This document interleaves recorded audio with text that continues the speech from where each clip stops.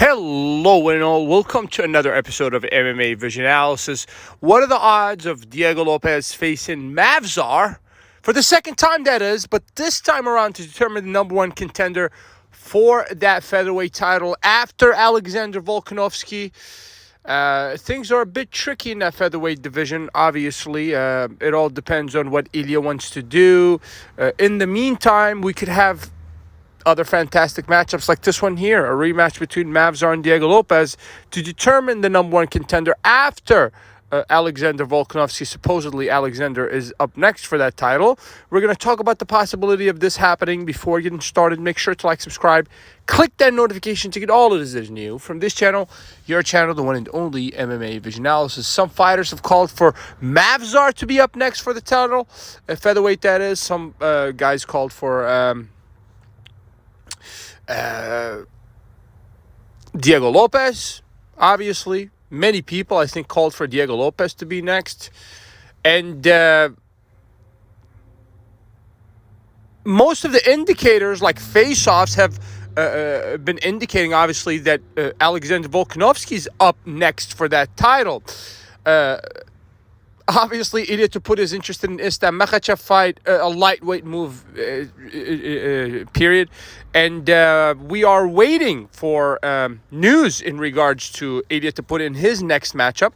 But in the meantime, we can kind of line things up properly for the near future. And then the distant future, assuming that Volkanovski is next for that title. After Volkanovski, this fight here, and I'm talking about Movsar versus Diego Lopes, could produce the number one contender for that title.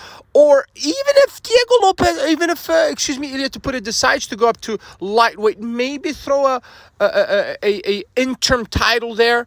Perhaps Volkanovski versus the winner of this fight here to determine the interim champion. And when Ilya Topuria is done with whatever he's doing, supposedly in that lightweight division, he faces the interim champion. I don't think it's such a bad idea. Diego Lopes versus Movsar, and the winner of that fight faces Alexander Volkanovski for an interim championship. That would be a good idea as well. I think it all depends on what Ilya wants to do. But generally speaking, you cannot go wrong with putting together Diego Lopes versus Movsar for the second time between the two, by the way.